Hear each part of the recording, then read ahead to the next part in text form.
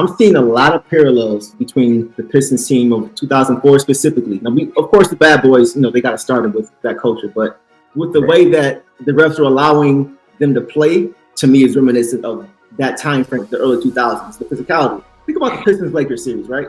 And we beat them in the finals. The Lakers were an offensive juggernaut with a dominant big man, 1-2 punch, Shaq and Kobe. But no one else on that team could get their own offense. Right? They were all finishers or catch-and-shoot guys. Rick Fox, Derek Fisher, Karl Malone at the end, right? And so Shaq, he always required a double team. And Kobe would always feast off of that, right? Creating, attacking, create for others, or Shaq would just find an open guy. But it would always be a double team. But when they played the Pistons, Big Ben, Rasheed to a lesser extent, Eldon, Campbell, Nemeth Poole, they all guarded Shaq straight up. No double team. So when Shaq would kick the ball out, Kobe would have less space, right? Because the double team ain't there. So now Kobe has to try to create in his own with a late shot clock, guarded by Tayshaun Prince or Rip Hamilton. And when they need a breather, you got to deal with Lindsey Hunter and Mike James, the pit bulls. Don't that sound a lot like Jokic, dominant MVP, big man, being guarded straight up by Gobert, Cat, and Naz Reid? Outside of Jokic and Murray, like Shaq and Kobe, Denver don't have any shot creators other than those two. So with no double team coming to Jokic, no open shots for shooters, and limited space for Murray to do his thing, often with a late shot clock. But now being guarded by, instead of Tayshaun and Rick, now you got Jaden McDaniels and Anthony Edwards. Right. And when they need a breather, you got Mike Conley and Nikhil Alexander Walker, pit wolves. And then you flip the boat over to the other side. Now you got guys that's coming at you too, offensively. And they making you work. They making Murray work. They making, the Joker work, man. Right. And it's wearing on them. It's wearing on them, man, because they wasn't expecting. Like I said, Karl Anthony Towns, had a couple of struggles against Jokic. Like I said, Anthony Edwards been on him lately. Hey, man, he told him, hey, stop effing fouling. Go out there, play some defense, sell out on defense, just like you sell out on offense. And if you watch the last game, man, it was Karl Anthony Towns that got that started. He was the one that was putting in the work.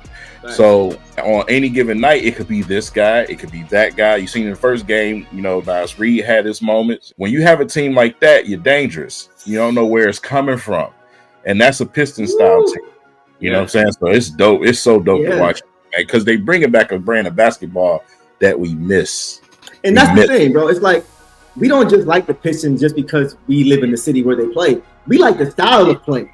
So it's hard not to like Minnesota, because they embody that same style of play. And it's like with the Pistons, I used to love, bro, when they used to match up with those offensive teams, like, in the 2000s, like the Lakers, the Mavs, the Suns, right? All those offensive juggernauts. But when they would play us, I would love seeing those teams get frustrated and just completely thrown out their rhythm, right? That well-oiled machine offensively, just making low IQ plays, because the defense is suffocating them and they turn the ball over carelessly because of the pressure, and they looking frustrated, they throwing their arms in the air. You would see them start barking at the refs. And when I saw that, whenever I see them barking at the refs and they get intense, because I get the whistle, that's when you probably say the same thing. This game's over. Yeah, it's over with, man. Like they got you mentally, man. You crying to the refs. It's over with. That's a trademark Piston thing right there. When you start 100%. Seeing the other teams, like you seen the Bulls, man, back in the early '80s, '90s, crying to the ref, Mike crying to the ref. Hey, man, that. Man, you beat. You know what I'm saying? You beat. And you look at the way that they play basketball. You got guys that give it to you on the paint. They going down there. They going at you in the paint. But you got guys that stretch the floor. But you got guys that's working the mid-range. You got a guy that plays similar to that Kobe and Jordan style in the mid-range. Right. It's refreshing. It's basketball. It's the basketball that we were used to and what we were used to watching. And you see a lot of the younger crowds and younger fans right now, they're like, man, this team is this, that, and the third. This is what we're used to watching. You know what I'm saying? Instead of just a team chucking up a bunch of bad shots, bro. I'm tired of that. That era to me is exhausting. I love this style of basketball. Please keep it going, NBA. You're looking at these playoffs right now. A lot of young teams, man. A lot of very young teams. So hopefully we hitting the reset button. We can get this league back to actual basketball instead of a bunch of knockoff Golden State teams. Right, exactly. And with there being a transition and the passing of the baton, the changing of the guard, with a lot of the guys that we grew up with starting to exit all at the same time. That's why these West players are so fun to watch. Because there's so many new teams with new faces that we haven't seen yet performing in the playoffs. It ain't the same usual suspects who we've seen what they're going to do. We don't know what these guys are going to do because a lot of these guys are the first rodeo. Yeah. A lot of younger upcoming stars, and we're looking to see what you going to do. Yeah. You look at Minnesota, you look at these teams, man, the way they structured. It's a reset happening right now because you got a league where we so-called killed the big man, which was a farce for me. It was just everybody trying to copy Golden State. But now you look at the league and it's led by big men mostly. You know what I'm saying? You got a lot of big names, big men being drafted. You know what I'm saying? You got the Joker, Wembanyama, and B. You got all these bigs, right? Yep. I love that. Yep. I love the 5 position. I love the true big man.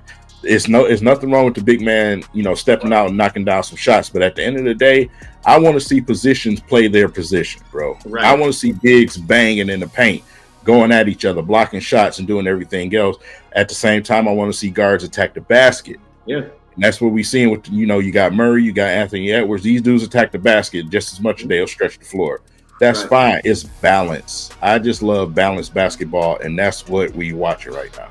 So how many games does this series go? Man, I'll say this.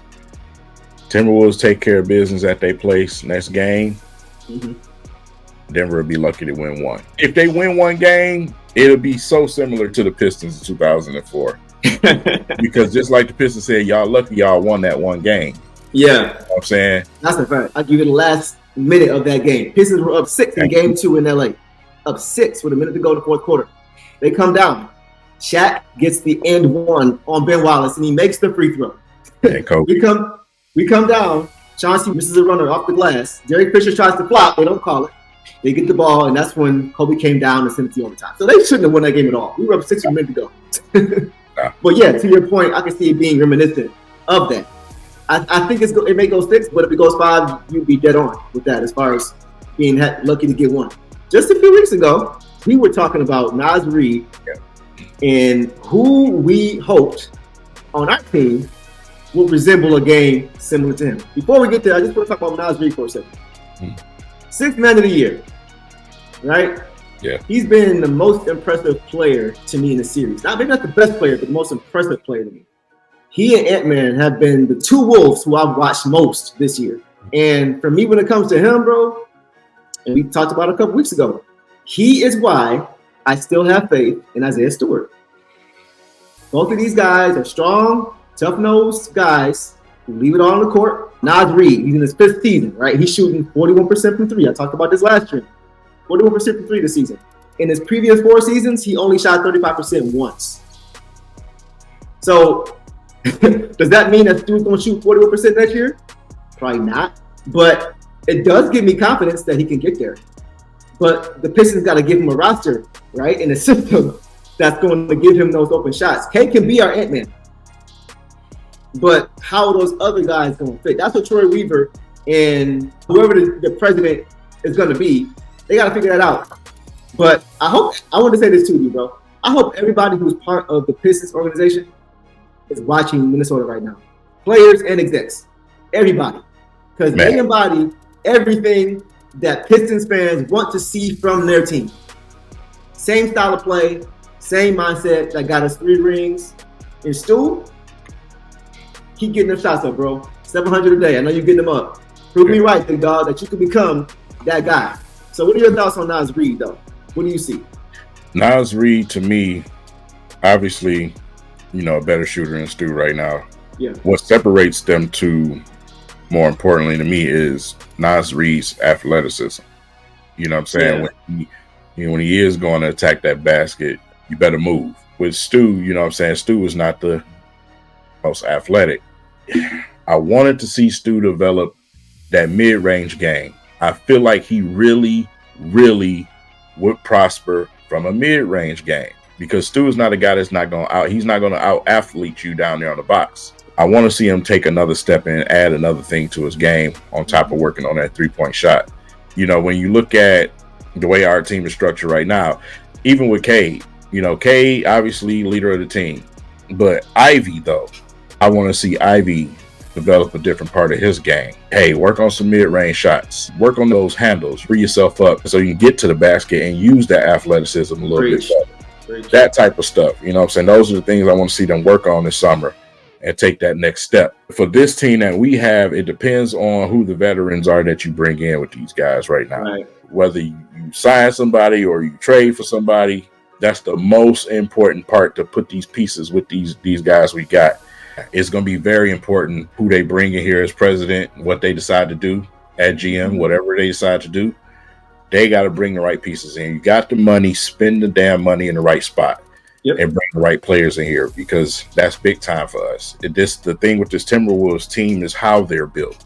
Right. They're built with a certain type of leadership on that team, man. And those guys, they follow each other. They're connected. They've been through some things together. Mm-hmm. We're trying to get to that point. We need some camaraderie with this team, man. Like I said, man, we have a big step to take this year. So we got to make some steps forward. Yes. And for a lot of you guys that, follow on the regular, you call me old man because I'm always preaching defense. Defense wins championships. And if they were to get past the Denver Nuggets and win a championship, it would definitely prove that point, because they have multiple defenders on this team. And Denver, when Denver won, they had defenders on that team. Bruce Brown was on that team. Defense, man, it's still possible to play defense in this league. And we watching it in this series, man. And that's also another thing that's refreshing. For the record, I still want Denver to win. That's still my team. But I respect Minnesota. I can't be a Pistons fan and not respect what I'm seeing. Yeah. You know what I'm saying? I just can't. That's why I like both. That's why I like both squads, man. Because just the way they built, you know what I'm saying, alone, I just respect that. You know what I'm saying? Because even Mike Malone, I know they have a superstar in MVP in Jokic, but even Mike Malone, man, he's Detroit blood too. Brendan Malone, his father, was an assistant coach for the Pistons back in the day. That's why Isaiah went and choked. You know what I mean? Took his anger out and choked, and he was bleeding, because they used to always tell the guys, don't attack the player, always come attack us. Take it out of us. Yep. Mike Malone, Denver Nuggets coach, his father was the one that Isaiah went and choked, took his anger out. So Mike Malone he got that Pistons mentality as well. So I love both of these teams. It's kind of hard for me to watch them, because I wish they could both move on.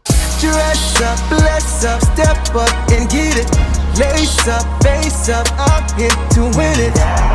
It's for my city, and the team coming with me. Headed for the championship, even if the road is long.